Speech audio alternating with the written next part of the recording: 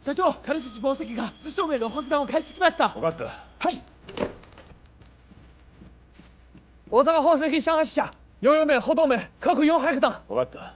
はい。吉川に通州面全量回収してくれ。はい。待て。通州面だけではなく海務面、また系統面全て回収してくれ。全部だ。はい。山本君。わかりました。全てを詰め方。現在の綿花の値段は新国の計算方法により50キロあたりで12度半です。誰今こそ寿司名を示し値段をつり上げるのだ。大水紡績所は買えなくなる。そっちまでな。ランサー、ランサー。はい。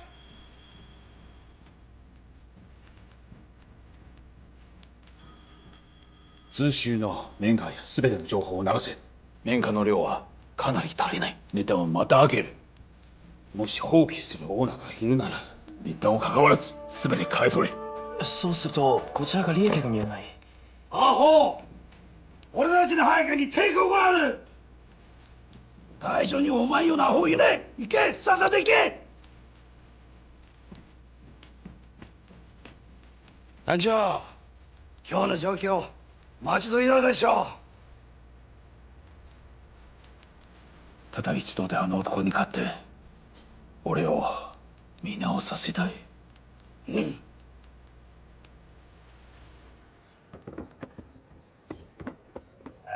得抻准点啊！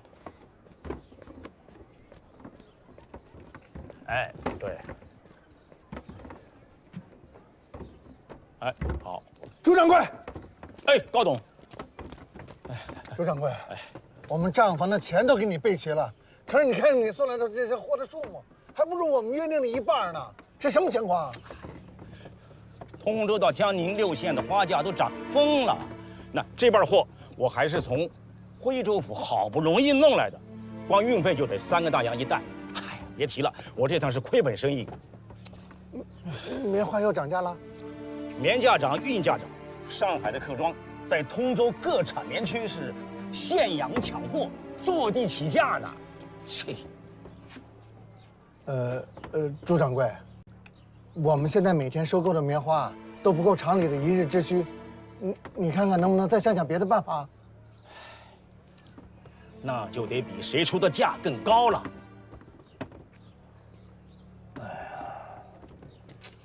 这样下去不行啊，得跟敬福兄商量个办法。回见，回见。哎，回见。哎，哎，抻准点啊，准点啊。江董啊，江董！哎呦，我说蔡老板呀，你别老跟着我行不行啊？我都跟你说过了啊，货不能退，我们大生没这规矩。您是大生的总账，就通融这一回吧。今天这个账呢，都做。哎，你若是不答应啊，我就一头泼死在这。接着忙，接着忙，来，碰，现在就碰。我告诉你，蔡老板，少拿这些话吓唬人。当铺里见你们这种人见得多了，我们大生是开门做生意的，不是做慈善的。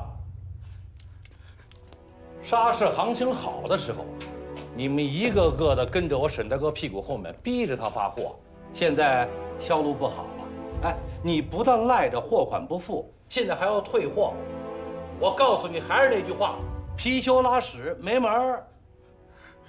都怨我太迷了心窍，接了一掷千金的货，谁知道北边的战乱越来越厉害，杀运不出去，那么多货我拿回去就得砸在我手里，要拆得3天2头上门，我跟苏月是个死啊！哎，不是蔡老板，不是你跪着，这算怎么回事嘛？你赶紧起来起来！哎呦，老蔡，来，先起来啊！来，我不起来。我知道你不容易，我们大生也很难，但是这个货真没法退，不是我心硬啊！我今天给你开了这个先例，明天张三、李四、王二麻子都来退货，我这总账就别干了。不是我说你啊，你说你借着银子钱干嘛呢？你缺银子可以去我四海当铺啊。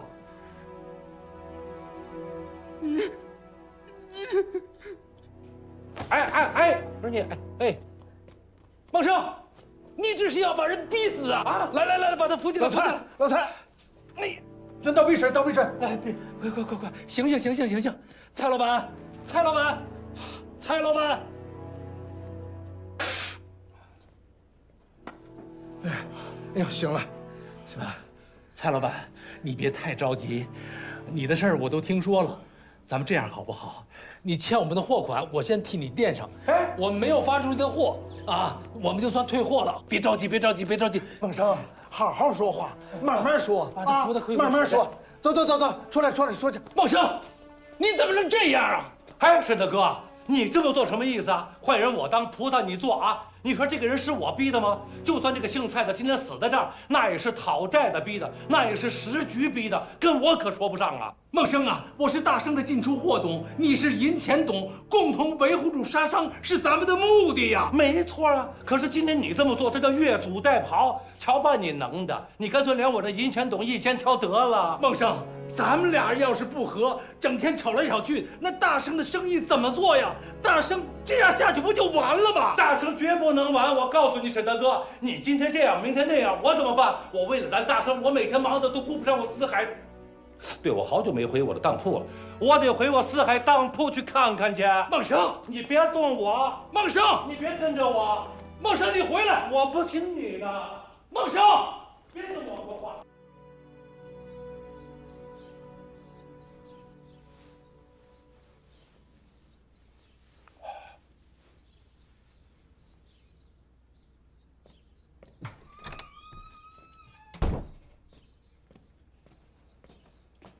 快起来吧！你看谁来了？听不懂话是不是？我今天还就跟他老沈头杠上了。我见着他的面，我张，哟，四哥，进来，四哥，嘿，快！四哥，快坐。哎，多谢你们。什么时候回来的呀？你先甭管我什么时候回来的，我听说你跟沈大哥置气呢。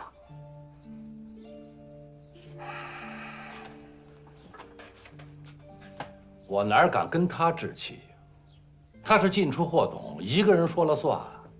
反正啊，咱们可都是按照订单纺出棉纱的。今天来个老蔡，明天来个张三、李四、王二麻子，他们都要退货。咱们这些棉纱堆在仓库里卖不出去，那也是他的责任。我何苦呢？我干嘛非要得罪他呢？看来是想不通。是，我是想不通。哦，这你都想不通，那要叫我说，不光老蔡，把咱们所有发不出去的纱，我一律减价2成卖了，你是不是更想不通？不是四哥，你什么意思啊？孟生啊，你怎么了？你对大生好，谁都知道，可是你得看清形势啊。现在是有人在背后趁乱局屯棉抬价啊！你想啊，从开春山东爆发战乱，美国、德国、英国的纱厂都受到波及，开工率严重不足。盛宣怀那个华盛总厂开工率不足5成啊，咱们自己的收花量一降再降，可是市场上呢，棉花却奇货可居，你不觉着蹊跷吗？要是真是有人故意的收购棉花，咱们从原材料这一块咱们就被动了。再加上纱商，如果他们倒了，那咱大生更是腹背受敌呀。对呀，这不想得挺清楚的吗？上游原材料不足，下游咱们再不团结纱商，那怎么能行呢？先把日子过下去，对不对呀？哎，四哥，对了，你不在的这段时间呢，郭华茂来找过我，他说他想重新入股，愿意尽快的把股金打进来，而且还说当初呢，他这个股金呢一直迟迟没有兑现，特别后悔。他让我专门给您带句话，说大人不计小人过。这事儿你怎么想啊？孟孟生啊，郭华茂是个非常谨慎精明的商人，做买卖上他什么时候进出，这都很正常。关键是，他为什么选择这样一个时间？这咱们得留个心眼儿。是吗，孟生？四哥，饭菜都准备好了，您到前头一起吃点吧。好，有劳弟妹，有劳弟妹。走，等一走吧。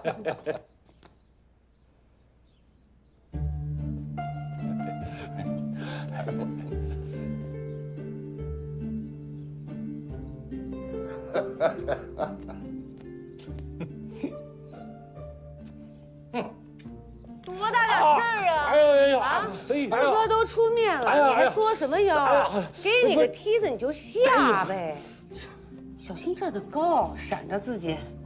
大哥、四哥，你们吃着哈。有劳弟妹。孟生，这个酒可是我带来的，你闻闻，30年的陈酿，你闻闻，你要是不喝，我们哥仨可不给你留了。我当然要喝了，但是这第一杯，我得敬我沈大哥。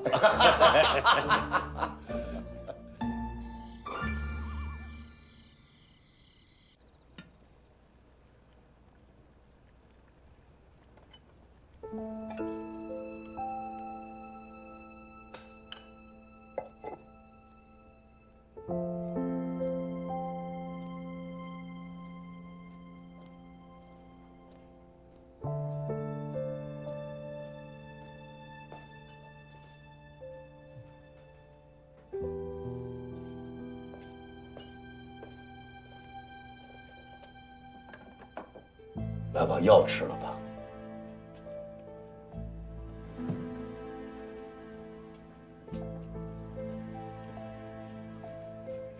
趁热吃啊。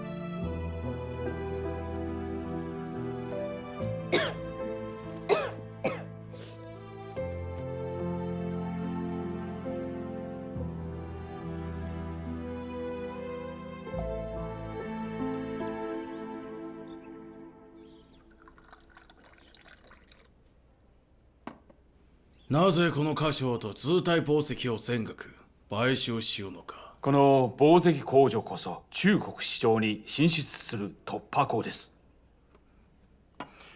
ではもう一つ聞こう。なぜ今買収するのだ。時期が良いのか。はい、いいタイミングです。通体は現在重い負債を抱えています。その工場総資産銀75万両と考えられる。しかし銀43万両を負債しており、我々は一発で銀43万両を銀行返済して工場を買収します。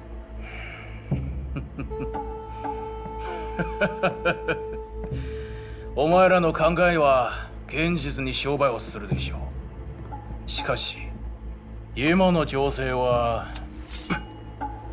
違うぞ。カカの考えは英米ナットの組は秦国を収兵する。我が大日本帝国もそれを参加する。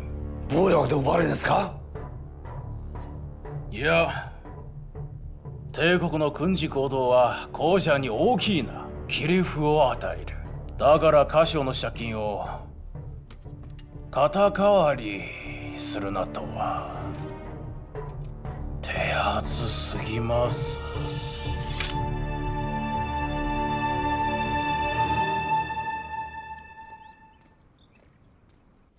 据我所知，就是这样。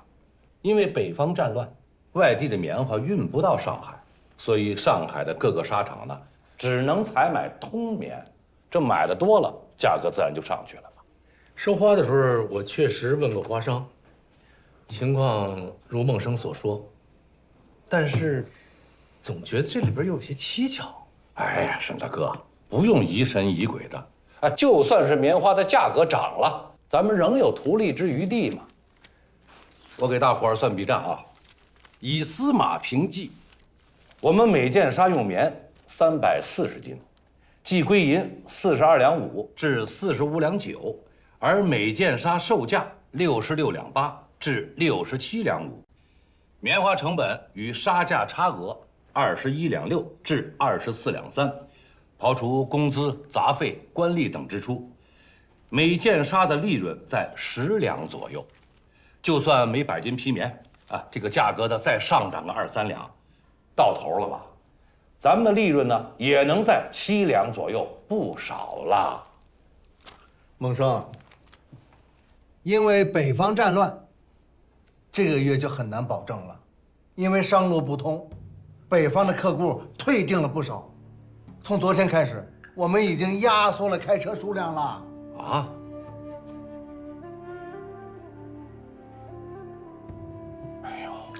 这里边最蹊跷的就是，如果商路不通，那么上海各厂就会压缩产量。既然减产，对原料皮棉的需求自然减少，价格该降才对呀。现在不降反而涨。我刚才不是说了吗？外地棉花进不来，通棉卖的多了，它自然价格就上去了嘛。但是我也问过棉行，通棉运往上海的确实不少，可是并不是全都运到纱厂里去了。那它不进纱厂，它能进哪儿啊？这棉花吃不当吃，喝不当喝的，不是纱厂织布坊，谁要棉花呀？会不会是纱厂在囤积棉花呢？那也不对，这不是把原料价格给推上去了吗？没错，他们的银钱懂，又不是饭桶，囤积居奇，也未可知啊。哎呦，司先生，您别一直不说话呀，快做个决断吧。这个我也没想好，没法做出什么判断。哎，但是大伙儿还记得吧？当年呀，剪裁离绢的时候，这个西村就来过咱们通州，他有意包销通州棉花，他那个意思就是想拿到棉花的定价权嘛。后来咱们开机出纱，资金困难，他又想逼着咱们租售打售，他用的还是炒高棉花价格这一手。要是真有人盯着咱们在原料上跟咱们较劲，那咱们真得留个后手，拓宽进棉的路子才对啊。梁总啊，不行的话，你去上海查查这事儿，好吧？好，小智一定不辱使命，把这件事情查个水落石出。但是不管是不是有人背后捣鬼啊，刚才大哥说的对，咱们确实得考虑这个原材料市场的源头问题了，不能在这个问题上卡住咱们的脖子。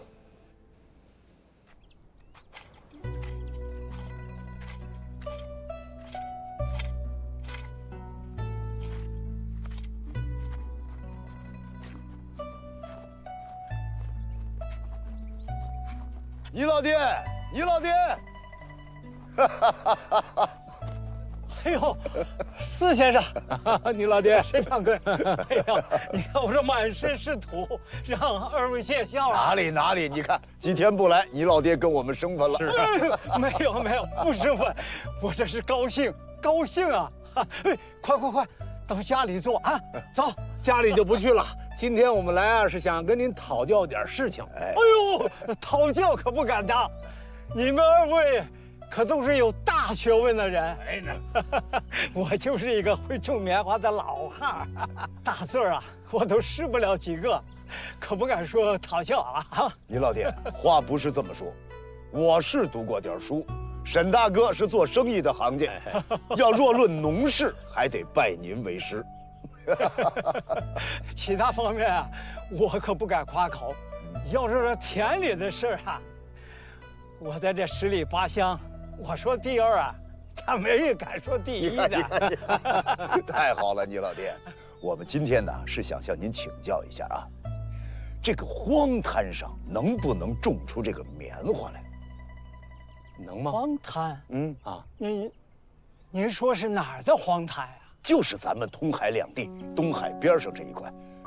我呀，想把这地开垦出来，种上棉花，行吗？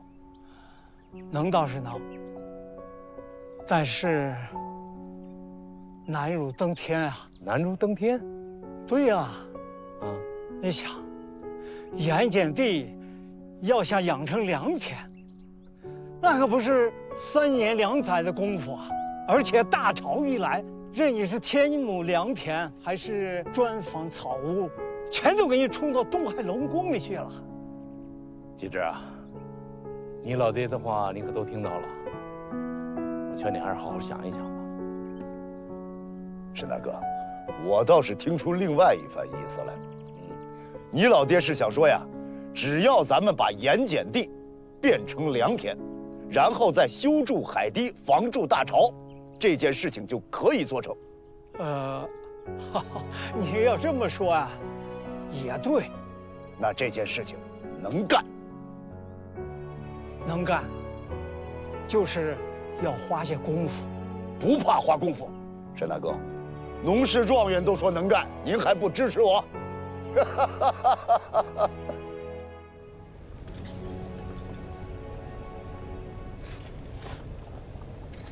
锅炉检测完了，保证没有问题。高董，到时候这看着。高董，哎，郝生，先一步说话。哎，好，注意点泄压阀啊，泄压阀。来，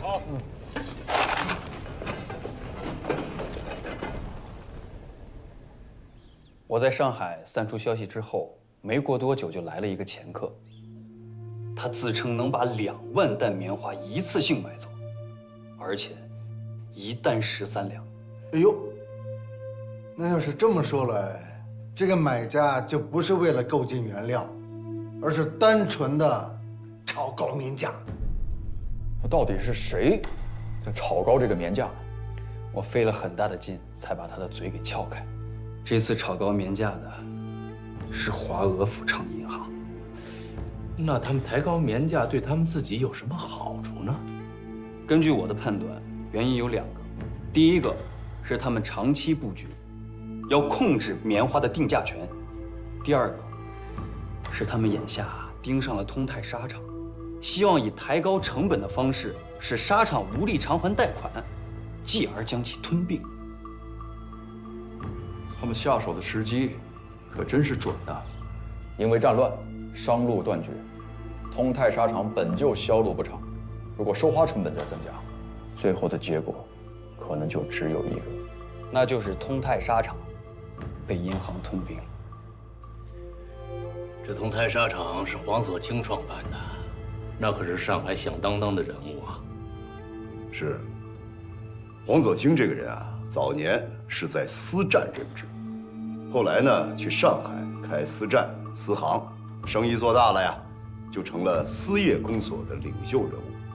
他是甲午年之后才开始转投制纱业的，资金相当充裕。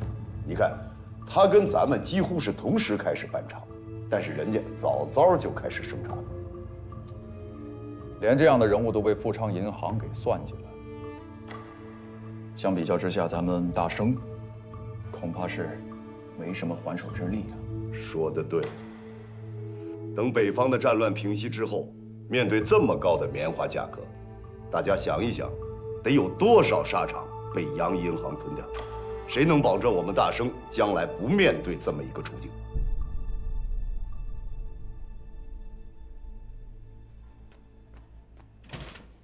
司先生，饭做好了。好吧，我们边吃边聊。大哥，哎呀，棉价的事这次变真得好好的对付对付。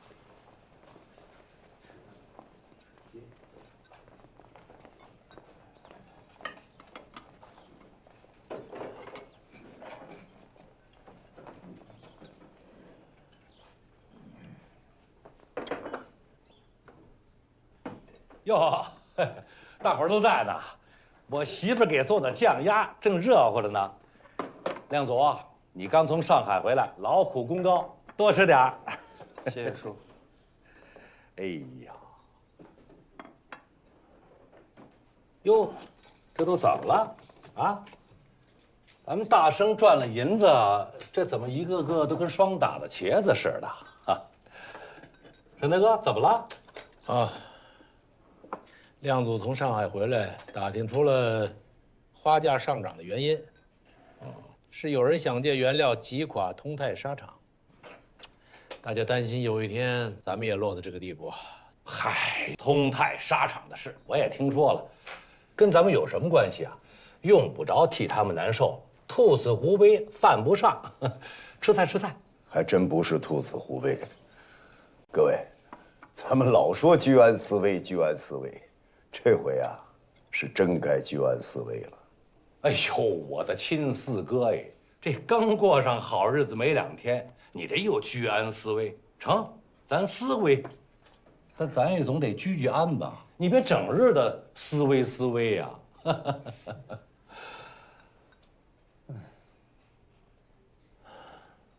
不对啊，你们是不是又背着我商量什么事儿了？各位，孟生，你来的正好。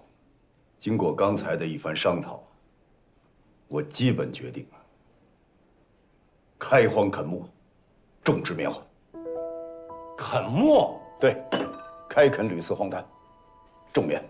无论如何，要把原材料的控制权拿在自己手里。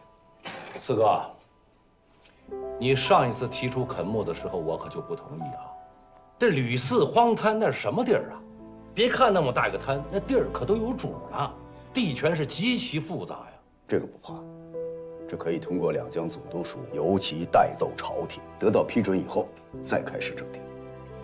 那吕氏海边那些盐户、草户都是不好惹的主，连巡抚衙门都拿他们没办法。咱们去征地，这不给自己找麻烦吗？甭管是谁，他也是贫苦百姓啊。只要咱们想出一个合理的合作方式，让他们多挣银子，我想应该不那么难吧。其实啊，这事儿真得谨慎。首先，在盐碱地上种棉花，咱们得改良土壤，那可不是1天2天的事儿。再者，在海边种棉花，大潮一来，冲了个乱七八糟，那就前功尽弃了。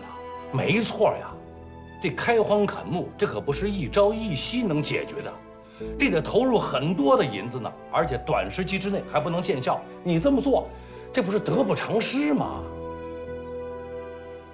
可是为了将来大生的原料供应不受外力的牵制，这件事情，我支持司先生，而且事不宜迟。司先生，我认为孟生和沈大哥说的有道理，我建议咱们商量一个万全之策，再做决定。我也支持四叔的决定。你支持什么支持？你少吃我的鸭子啊！四哥，如果你呈奏朝廷开办垦牧，我问你，朝廷可会给你1两银子呀？应该不会。不给是吧？好嘛，咱们又得筹补，筹不来怎么办呢？是不是最终还得拿大生账上的银子去贴补啊？前期土壤改良阶段一定是大生贴补，当然同时需要招募股金的。如果垦牧公司得以延续的话，支撑它的肯定还是股金。这土壤改良一定就能成功吗？万一不成功怎么办？这白花花的银子那不是打了水漂了吗？有这种可能性，而且大哥，其困难程度比您说的可能还要难乎其难。但是不管怎么说，如果说原材料的源头控制不在自己手里的话，大生将更被动。我才被动呢！你们都忘了，咱们大生刚开始筹股的时候多艰难吗？咱们在上海受了多少屈辱，都忘了吗？真是好了疮疤忘了疼。四哥呀，大生办起来不容易呀。想当年大生刚刚出城的时候，在座的所有人，包括沙元炳还有蒋淑珍这些股东，明知道咱们一无所有，前途未卜，人家愣是拿着白花花的银子入了股。现在咱们挣钱了，不想着如何的回报这些股东，却还要拿这些银子去搞垦牧，这么做合适吗？这么做会让股东寒心的。孟生，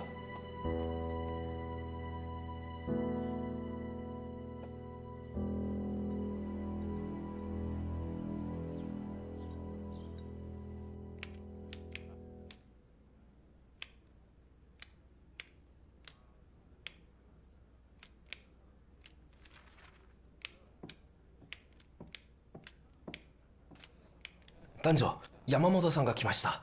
彼を通せ。はい。待って。今後山本が来たら断りなしで直接通すように。わかりました。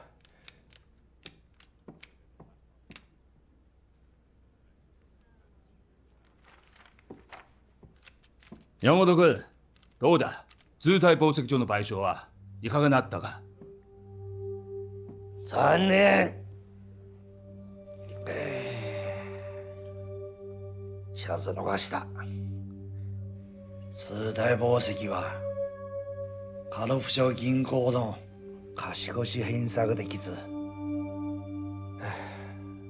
土地、建物、設備、まだ工場は全部売却し、最終的に38万銀で文書に買収されました。ちくしょう。通体はなくなった。文書になってしまったぞ。ああ、我々の中国免業進出の任務は難しすぎです。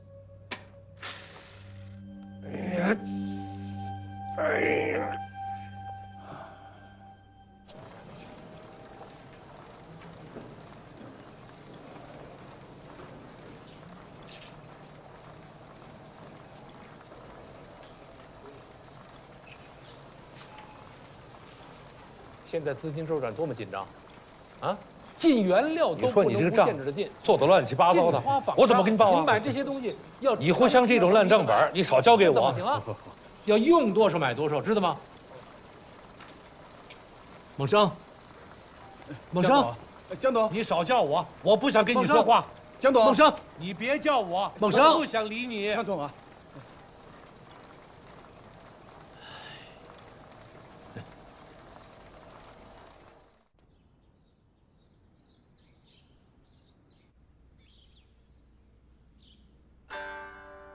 カカ、今回の好機を逃した責任は私にあり。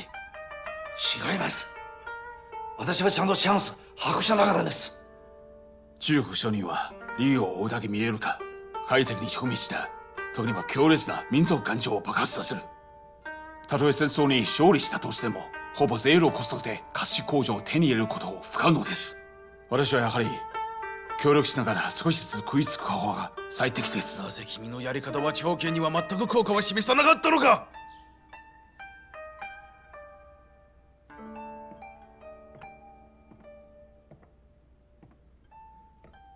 西村君分かっているのか。明治28年に辛亥に切ってから今は明治33年だが、事業面で何の進展もない。カカ、もう少し時間を。時間だと。今我々に必要なのは時間だ。今や英徳仏路といった列強がみんな秦国から肉を切り取ろうとしている。もし我々が動かなければ数分すら口にできなくなるだろう。生馬太郎、カカ、紹介しよう。こちらは万国商団日本分隊の責任者西村松兵衛だ。こちらは水井物産辛亥支店総理の山本長太郎だ。西村誕生、山本総理、よろしくお願いします。彼は生馬太郎だ。領事館に新たな見習いだ。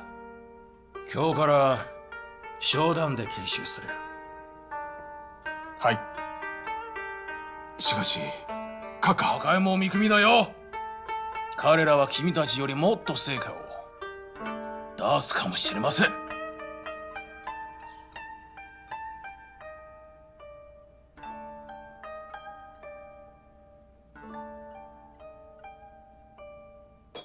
季之啊，孟生就这脾气，你千万别往心里去。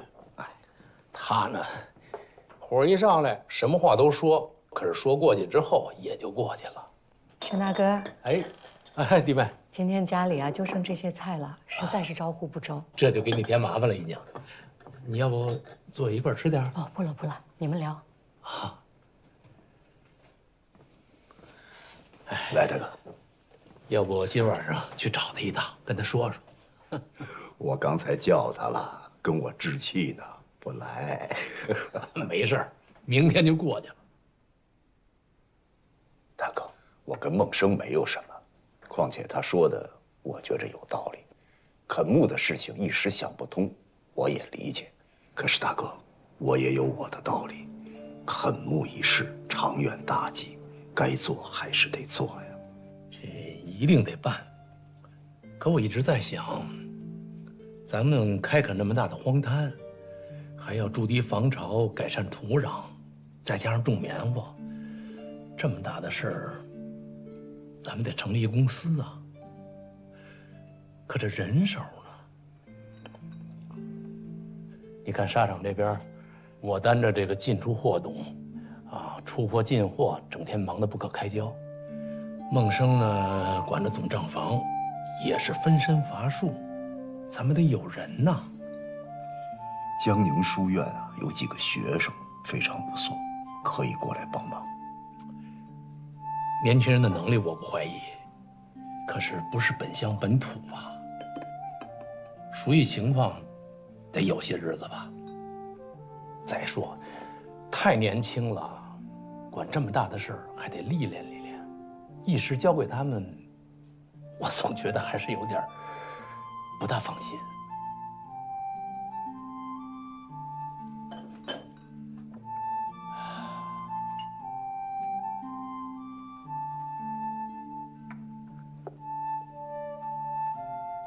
我倒想起个人来，你三哥有没有可能回来帮帮咱们呀？哎，他临走的时候可是撂下话了，说咱们办沙场这事儿，如果遇到什么困难，随时给他写信。大哥，我不是没想过，我三哥呀是谨遵家父的教训，我们哥俩一人治学，一人生产。我生产，那他就治学呀。他现在做到了候补知县，干得还很好。我是有点张不开这个口啊。哎，张得开口，张不开口，是你们兄弟的情分。写信问问他呢，看看他的意思。你要不方便，我来写。不，还是我写。我写好些。来。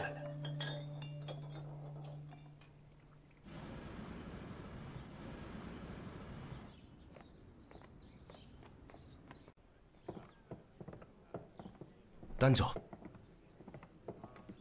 このお方は商談の上理、南市民殿。見習いの生駒太郎でございます。どうぞよろしくお願いします。こいつをお前に任せる。はい。南乡里、あなたは中国人ですか？そうです。私は中国人ですが、日本で暮らしたことがあります。蘭さんは中国人だから商談に対してかなり忠誠だ。故に生駒君ご安心ください。西村隊長、蔵歴に蘭さんと共にできることは何でしょうか？私は大高がより拝見され、気象丹にで修行する。隊長、ぜひ最も困難の任務を与えてください。生駒君は商談に来たばかり。まずは状況を説明しましょう。じゃあそうしよう。西村隊長、ここの事情を速やかに慣れてまいります。分かった。何があればお呼びください。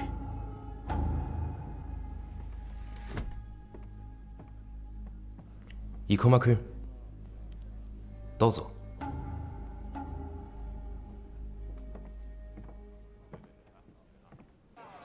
我俩好好对着仗，你来捣什么乱？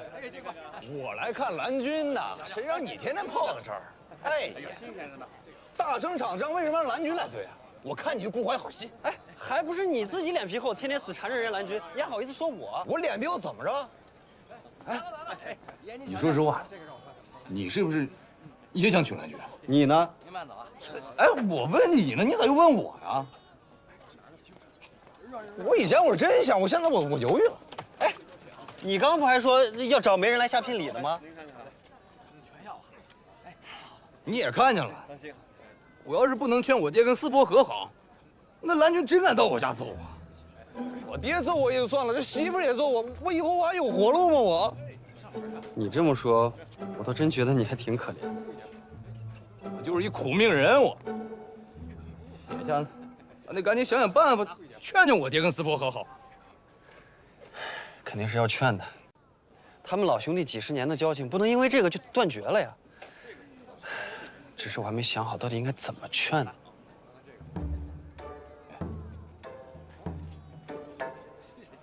我倒是有一办法。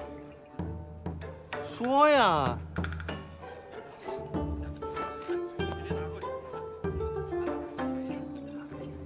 这行吗？要是适得其反，咱俩可都得吃板凳。